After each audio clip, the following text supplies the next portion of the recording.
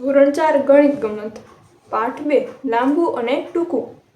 નમસ્કાર વિદ્યાર્થી મિત્રો, આજે આપણે પાઠ 2 લાંબુ અને ટૂંકુંની શરૂઆત કરીશું। જો તમે હજુ સુધી ચેનલને સબસ્ક્રાઇબ ના કરી હોય તો કરી લેજો અને વિડીયો ગમે તો લાઈક અને તમારા મિત્રો સાથે શેર જરૂરથી કરજો। તો ચાલો હવે આપણે જોઈએ। બિંદુઓ એટલે કે ડોટ્સ એકબીજાથી કેટલા અંતરે આવેલા છે। જો અહીં આપણે ડોટ્સ આપેલા છે અને એમાં આલ્ફાબેટ પણ લખેલા છે। કોઈ પણ બે બિંદુ વચ્ચેના અંતરનું અનુમાન કરો, તે કેટલા સેમી છે। હવે તેને માપપટ્ટીથી માપો। તમે સાચું અનુમાન કર્યું। જો તમારે છે ને ટ્રાય કરવાની છે કે ધારો કે આ કેટલા સેમી હશે, તમારે વિચારવાનું અહીંયા ગમે તે બે બિંદુનું, અને પછી તમે વિચારો એ પછી તમારે માપપટ્ટીથી માપવાનું કે તમે જે અનુમાન કર્યું એ સાચું છે કે ખોટું તે ચકાસવા માટે। હવે આગળ જોઈએ તો કયા બે બિંદુઓ એકબીજાથી સૌથી વધુ દૂર છે। તમારો જવાબ ચકાસો। તો જુઓ કયા બે બિંદુ છે એ આપણે જોવાનું છે કે સૌથી વધુ દૂર ક્યાં છે। તો જો આ ડી અને એચ છે, પછી ઓ એમ છે, પછી જી ને કે છે। ચાલો હવે આગળ જોઈએ કયા બે બિંદુઓ એકબીજાથી સૌથી વધુ નજીક છે। તમારો જવાબ ચકાસો। તો જો સૌથી વધારે નજીક આ એમ એફ છે ને, ત્યારબાદ સી કે છે, પછી ડી ઓ છે। ચાલો હવે આગળ જોઈએ નાની રેખા એટલે કે લાઈન। અકબર એક પ્રખ્યાત રાજા હતા। તેમના દરબારમાં તેમનો ચતુર મંત્રી બિરબલ હતો। તમે અકબર ને બિરબલની તો વાર્તા સાંભળી જ હશે ને। એક વખત અકબરે તેને એક કઠિન પ્રશ્ન આપ્યો। કોને? તો કે બિરબલને એક કઠિન પ્રશ્ન આપ્યો અકબરે। તેમણે ભોંય તળિયે એક રેખા દોરી। જો આ અકબર છે ને આ બિરબલ છે। અકબર કહે, બિરબલ, અહીં દોરેલી રેખાને તું ભૂસ્યા વગર નાની કરી આપ। તો આપણે કેમ કરવી? જો અકબરે રેખા આપી છે, તેને ભૂસ્યા વગર નાની તો કેમ કરવી? તો બિરબલે સરસ મજાનો આઈડિયો કાઢ્યો। બિરબલે બીજી રેખા દોરી અને કીધું, હવે તમારી રેખા નાની થઈ ગઈ। કે જો બિરબલની રેખા છે એ મોટી છે ને, તો અકબરની રેખા નાની લાગે। એટલે બિરબલે અકબરને કહ્યું કે જો તમારી રેખા નાની થઈ ગઈ। ચિત્રમાં જુઓ અને સમજાવો કે બિરબલે રાજા અકબરની રેખા કેવી રીતે નાની કરી। મેં તમને કીધું ને બિરબલે મોટી રેખા દોરી એટલે એની પાસે અકબરની રેખા નાની લાગે। શું તમે બિરબલ જેવા ચતુર બની શકો? તેની રેખાને ભૂસ્યા વગર નાની બતાવી આપો। જરા વિચારો, શું કોઈ રેખા સૌથી લાંબી છે? તો કે ના, રેખા તો જેટલી લાંબી કરવી હોય ને એટલી લાંબી થાય। એટલે કોઈ રેખા લાંબી છે નહીં। પ્રયત્ન કરો, તેનો જમણો હાથ ડાબા હાથ કરતાં 1 સેમી લાંબો બનાવો। જો અહીંયા આપણને આ છોકરી આપેલી છે ને, આ એનો ડાબો હાથ છે, આપણે એનો જમણો હાથ છે ને એ આ ડાબા હાથ કરતાં 1 સેમી લાંબુ બનાવવાનું છે। તમે તમારી બુકમાં એને બનાવજો। આપેલા કપ કરતાં 1 સેમી નાનો કપ દોરો। તો આ કપ છે ને એની આપણે લંબાઈ માપી લેવાની અને એના કરતાં 1 સેમી નાનો કપ દોરવાનો। આપેલી સાવરણીથી અડધા માપની બીજી સાવરણી દોરો। તો આ જે સાવરણી છે ને એની અડધી સાવરણી દોરવાની। આપેલા વાળ કરતાં બમણા માપનો વાળ દોરો। કે જો આમાં વાળ આપેલો છે ને એનાથી બમણો વાળ દોરવાનો। તમારી ઊંચાઈ કેટલી વધી? ધોરણ 3માં તમે તમારી ઊંચાઈ માપી હતી? શું તે તમને યાદ છે? જો તમને યાદ હોય ને તો તમારે અહીંયા હા લખવાનું, બાકી ના લખવાનું। શું તમને લાગે છે કે તમારી ઊંચાઈ વધી છે? તો કે હા, અમે 3 ધોરણમાં હતા તેના કરતાં અત્યારે ઊંચાઈ વધી ગઈ છે, એટલે હા લખવાનું। કેટલી વધી? તો તમારે વિચારવાનું કે ધોરણ 3માં મારી ઊંચાઈ આટલી હતી અને અત્યારે આટલી છે, તો જેટલી વધી હોય ને એટલી અહીંયા લખવાની। શું તમારા મિત્રોની પણ ઊંચાઈ વધી? તો હા, મારા મિત્રોની પણ ઊંચાઈ વધી। શોધો અને નીચેનું કોષ્ટક પૂર્ણ કરો। મિત્રનું નામ, ગત વર્ષની ઊંચાઈ સેમીમાં, આ વર્ષની ઊંચાઈ સેમીમાં, કેટલા સેમી ઊંચાઈ વધી, તો આ તમારે અહીંયા લખવાનું છે. જલ્પાએ એક વખત વિશ્વના સૌથી ઊંચા વ્યક્તિઓની યાદી વાંચી હતી. એમાંના એકની ઊંચાઈ 272 સેમી હતી, જે જલ્પાની ઊંચાઈ કરતાં બમણી હતી. તો જલ્પાની ઊંચાઈ કેટલી હશે? તો જો જલ્પાની ઊંચાઈ હોય એના કરતાં આ ઊંચાઈ બમણી હોય તો આપણે જલ્પાની ઊંચાઈ માટે આને અડધી કરવી પડે, એટલે 272 ભાગ્યા 2 કરવા પડે. ચાલ કરીએ. 272 ભાગ્યા 2, તો 2 1 2, સાતડો ઉતાર્યો, 2 3 6, એક વધ્યો ને બગડો ઉતાર્યો, 2 6 12. તો જલ્પાની ઊંચાઈ 136 સેમી થઈ. કલ્પના કરો, શું તે વ્યક્તિ તમારા વર્ગના દરવાજામાં નીચે ઝૂક્યા વગર પ્રવેશી શકે? તમારે જોવાનું કે મારા વર્ગનો દરવાજો છે એ 272 સેમીથી વધારે છે કે ઓછો છે. જો ઓછો હોય તો તે ઝૂક્યા વગર પ્રવેશી શકે નહીં, અને 272 સેમી કરતાં વધારે હોય તો તે ઝૂક્યા વગર પ્રવેશી શકે. જો તે વ્યક્તિ સીધી ઊભી રહે તો તેનું માથું તમારા ઘરની છતને અડકે છે. એ તમારે તમારી ઘરની છતની ઊંચાઈ જોઈને લખવાનું. તમારા કુટુંબમાં સૌથી ઊંચું અને નીચું. તમારા કુટુંબમાં સૌથી ઊંચું કોણ છે? તો ઘરમાં ઊંચું જે હોય તે અહીં લખવાનું. તમારા કુટુંબમાં સૌથી નીચું કોણ છે? તો તે પણ અહીં લખવાનું. બંનેની ઊંચાઈનો તફાવત કેટલો છે? તો બંનેની ઊંચાઈનો જે તફાવત હોય ને એ અહીંયા લખવાનું. ચાલો ત્યારબાદ આગળ દોડ. આ છોકરીઓ માટે 100 મીટરની દોડ છે. અરુંધતી અંતિમ રેખાની નજીક છે. તે માત્ર 6 મીટર જ દૂર છે. તેની પાછળ રેહાના છે. રેહાનાની પાછળ કવિતા અને ઉમા દોડી રહ્યા છે. તો જો આ કોણ છે? તો કે અરુંધતી. તેની પાછળ રેહાના, અને તેની પાછળ અહીંયા 2 છોકરીઓ છે ને, તે કવિતા અને ઉમા. અરુંધતીથી રેહાના કેટલી દૂર છે? તો આપણને અરુંધતી અને રેહાના વચ્ચેનું અંતર પૂછ્યું છે, તો 3 મીટર. પછી છે કવિતા અને ઉમાથી રેહાના કેટલી આગળ છે?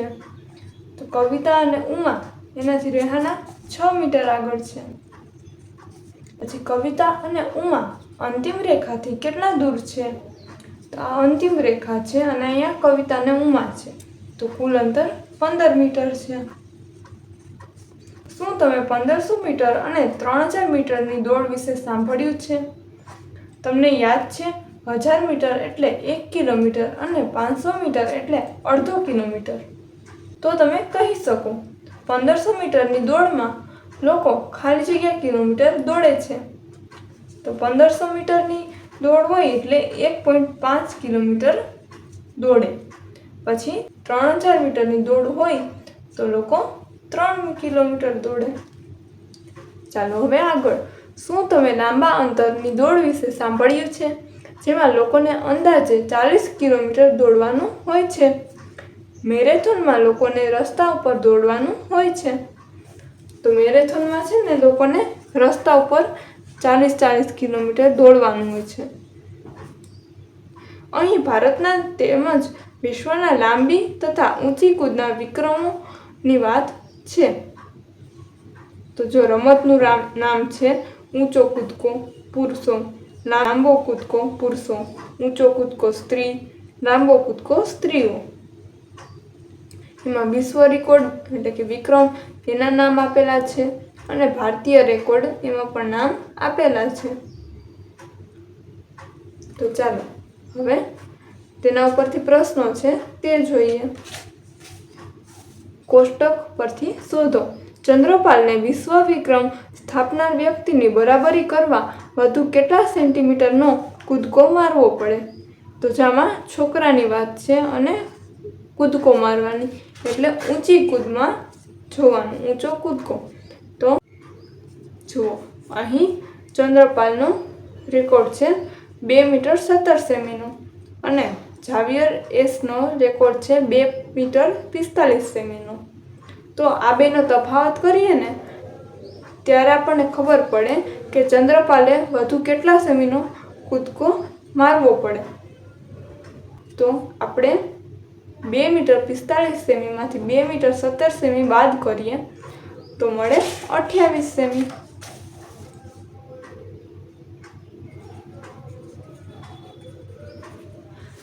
તો ચંદ્રપાલે વધુ 28 સેમીનો કૂદકો મારવો પડે. ત્યારબાદ છે બોબીએ 2 મીટર સુધી પહોંચવા વધુ કેટલો ઊંચો કૂદકો મારવો પડે.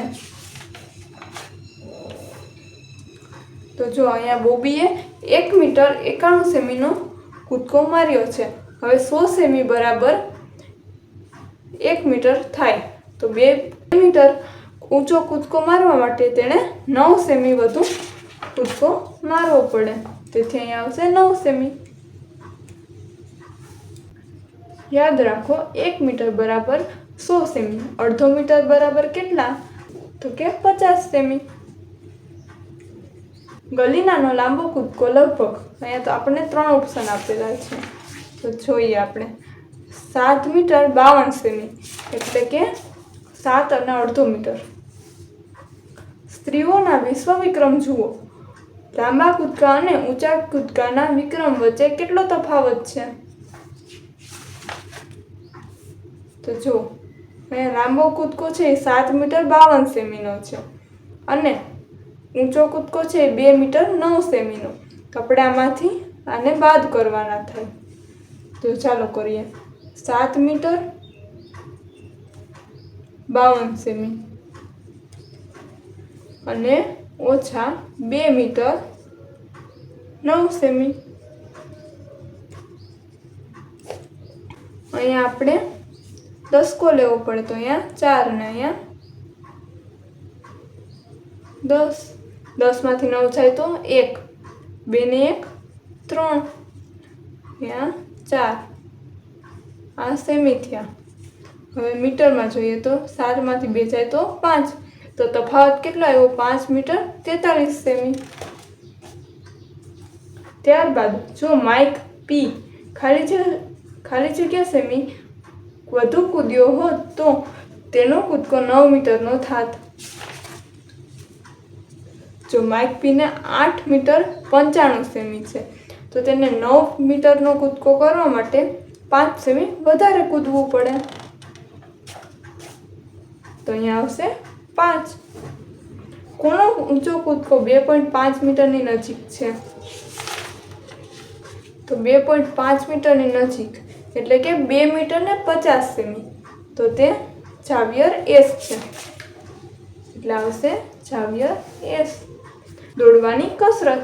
ડૉક્ટરે દેવી પ્રસાદને સ્વસ્થ રહેવા માટે દરરોજના 2 કિલોમીટર દોડવાની સલાહ આપી. તેણે આ મેદાનનો એક આંટો માર્યો. તેણે કેટલું અંતર કાપ્યું હશે? જો અહીંયા બધી બાજુ 500 મીટર છે એટલે કે અડધો મીટર એટલે કે અડધો કિલોમીટર. તો અડધો ને અડધો 1 કિલોમીટર અને પાછું અહીંયા અડધો ને અડધો બીજું 1 કિલોમીટર એટલે 2 કિલોમીટર. ત્યારબાદ મેદાન તેના ઘરથી ખૂબ દૂર હતું. તેથી તેણે નજીકના બગીચાની પસંદગી કરી.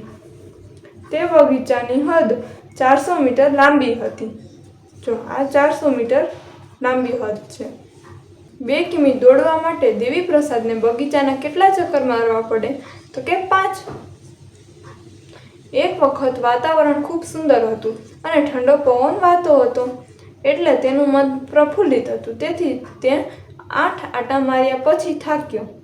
તે દિવસે ખાલી જગ્યા કિમી અને ખાલી જગ્યા મીટર દોડ્યો. તો ચાલો હવે આપણે 400 ગુણ્યા 8 કરીએ. તો 8 0 0 8 0 0 8 4 32 એટલે તે 3 કિમી અને 200 મીટર દોડ્યો. કેટલા રૂમ ઊંચા? કુતુબ મિનાર 72 મીટર ઊંચો છે. તમારા વર્ગખંડની ઊંચાઈ આશરે કેટલા મીટર છે? તમારા વર્ગખંડની ઊંચાઈ કહેવાની છે. એક ઉપર એક કેટલા રૂમ આવે તો કુતુબ મિનાર જેટલી ઊંચાઈ થાય તેનો અંદાજ લગાવો. તો આ તમે જે તમારા વર્ગખંડની ઊંચાઈ માપો ને એના ઉપરથી તમે કહી શકો. તમે કઈ રીતે ધારણા કરી તે સમજાવો. તમારે છે ને કહેવાનું છે કે તમે આ કઈ રીતે ધારણા કરી. ગાંધીનગરથી હિંમતનગર. સુબોધ ગાંધીનગર જાય છે જે 21 કિલોમીટર દૂર છે. મંજરી હિંમતનગર જાય છે જે 43 કિલોમીટર દૂર તેની વિરુદ્ધ દિશામાં છે. ગાંધીનગરથી હિંમતનગર કેટલું દૂર થાય? તો જો આ એક ગામ છે, અહીંયાથી 21 કિલોમીટર દૂર ગાંધીનગર આવેલું છે. 21 કિમી અને આમ જાય તો 43 કિમી દૂર હિંમતનગર આવેલું છે. તો હવે આપણે ગાંધીનગરથી હિંમતનગર કેટલું દૂર થાય તે જોવાનું છે. તો આ બંનેનો સરવાળો કરવો પડે. 3 ને 1 4, 4 ને 2 6. તો ગાંધીનગરથી હિંમતનગર 64 કિલોમીટર થાય. હવે આગળ જોઈએ. તમારું ઘર શાળાથી કેટલું દૂર છે? મહેશ શાળાએ ખૂબ દૂરથી આવે છે. પહેલાં તે અંદાજે તળાવ તરફ 400 મીટર ચાલે છે. પછી પોતાના સ્લીપર હાથમાં લઈને 150 મીટર તળાવમાં ચાલે છે. ત્યાર પછી તે 350 મીટર પહોળા લીલા ખેતરને ઓળંગે છે. ત્યારબાદ 40 મીટર પહોળો રસ્તો ચોકસાઈથી પસાર કરી શાળાએ પહોંચે છે. જો કેટલા બધામાંથી પસાર થઈ અને મહેશ શાળાએ પહોંચે છે. દરરોજ શાળાએ પહોંચવા મહેશ કેટલું ચાલે છે? પહેલાં 400 મીટર, ત્યારબાદ 150 મીટર એટલે 550 મીટર, પછી પાછું 350 મીટર એટલે 900 મીટર, પછી પાછું 40 મીટર એટલે 940 મીટર. તે અંતર 1 કિમીથી વધારે છે? તો કે ના. હવે તમારા મિત્રો શાળાથી કેટલા દૂર રહે છે તે શોધો. એ મુજબ કોષ્ટક પૂરો.